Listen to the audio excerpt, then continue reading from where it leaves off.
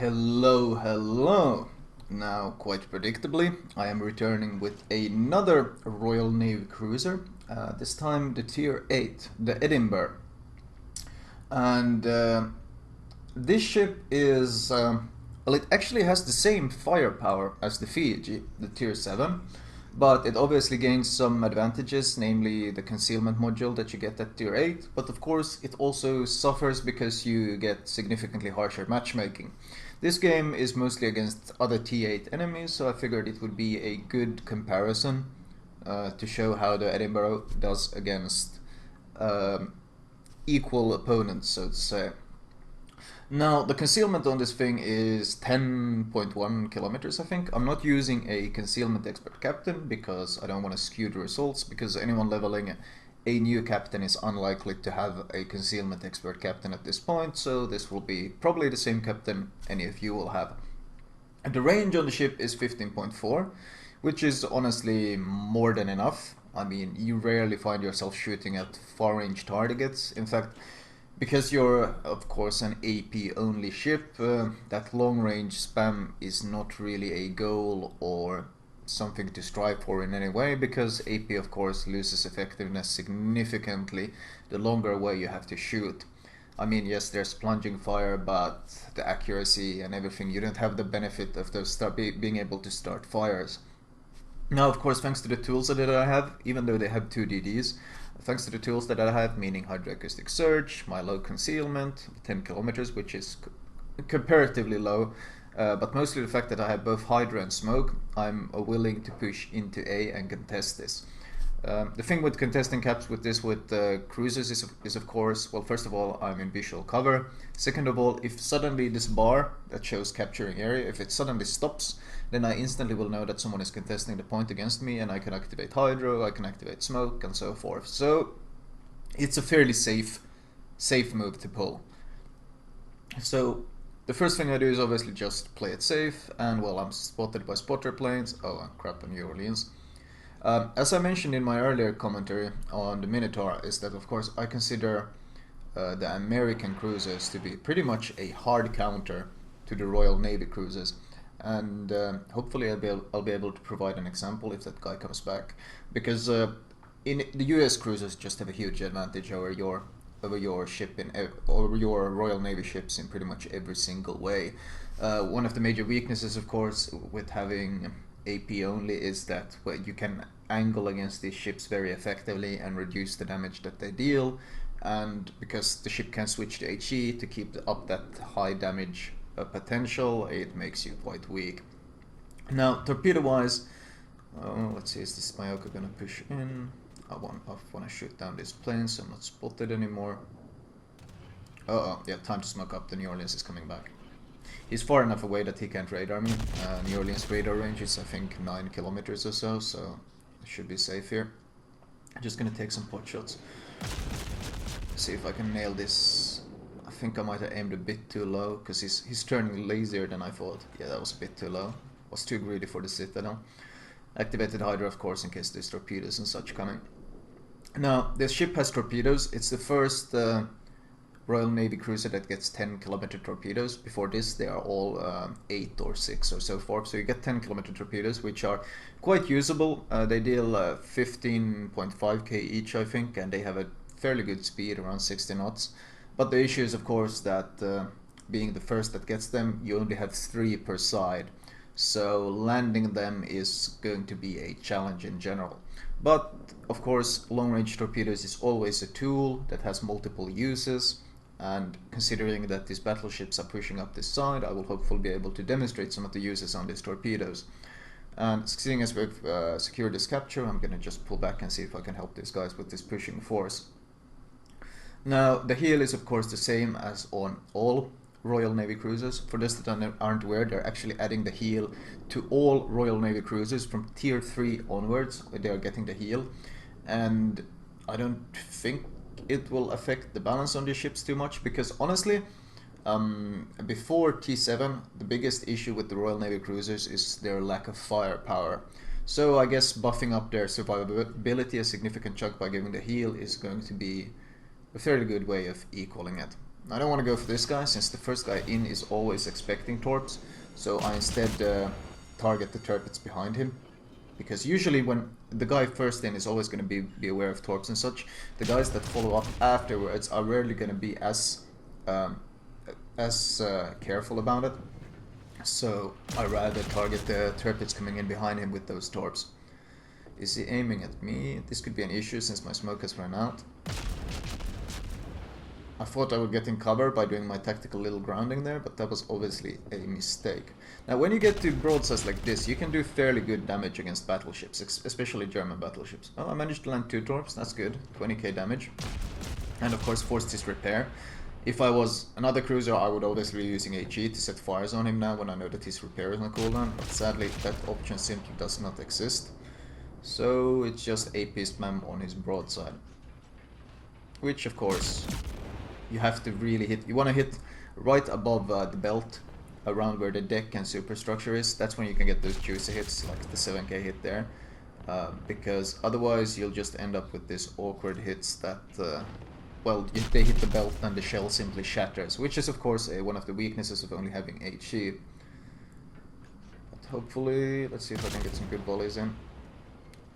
At a bit further range you can get the plunging shells, but even here you see, out of the hits I get 2 shatters and 3 bounced, and 2 were actually penetrations. And that's kind of see that if you look at the shell markers on the right of my screen, you can constantly see how many of the shells are simply having no effect.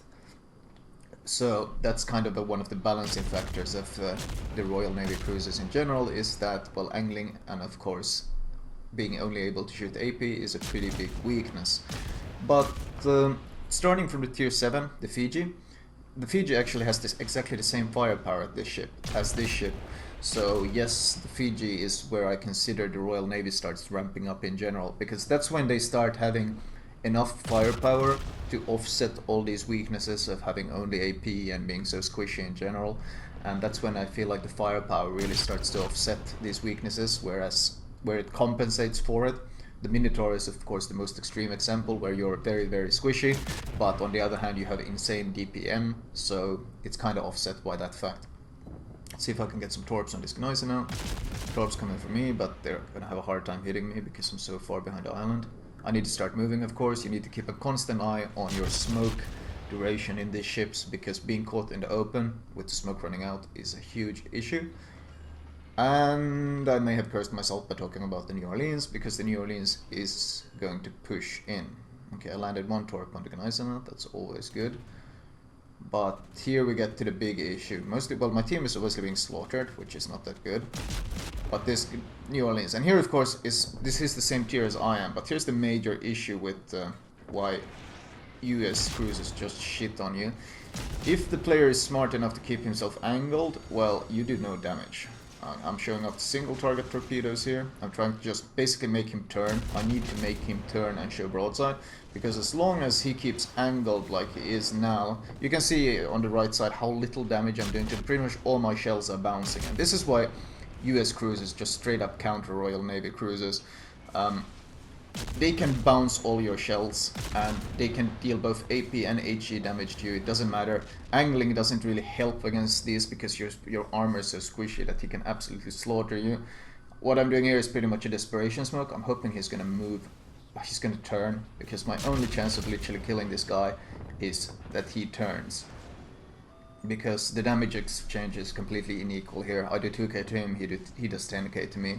And luckily for me, the smoke scares him. I don't know if he's expecting torps or what he's doing, but he makes a huge mistake of showing full broadside there. And as soon as he shows broadside, I manage to equalize it, and I deal enough damage that now, even though he keeps angled, I can just shoot at his superstructure and finally finish him off and kill him. But if it wasn't for, if he had just kept going straight, in a straight line at me, keeping himself angled, he would have actually absolutely shat on me. If his radar had been on cooldown there, I obviously got lucky that it wasn't on cooldown, but if his radar had been on cooldown there, he could have just radared me in the smoke and absolutely steamrolled me. So US cruisers are a huge threat to these Royal Navy cruisers. It keeps going that way. The Baltic, ever since they get radar, like the Pensacola can't really deal with your AP that well because it's so squishy. But of course Baltimore with the armor and the radar, and the New Orleans, and of course the Des Moines. These are all just massive, massive threats. They straight up shit on you. Now you might see my heal in action, by the way. You see how much damage I'm taking, but you also see how much I'm healing. This is of course the super heal that the Royal Navy has, but I'm obviously pretty dead here regardless. I got the Torpedoes and Mallorca behind me, I got Loyang and the York on my left. I'm just being battered from every single side here. The heal gave me a lot to work with, or a lot more HP to work with, but I'm being hit from everywhere. I managed to hit the Torpedoes, that's great. And I managed to get some hits on the York, but yeah, there's no way living past this.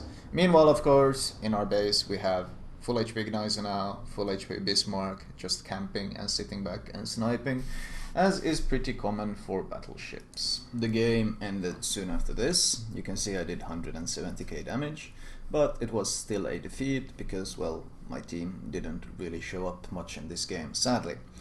But worth noting here is, of course, you can see that I actually tanked 62k damage, which is pretty good for a squishy cruiser.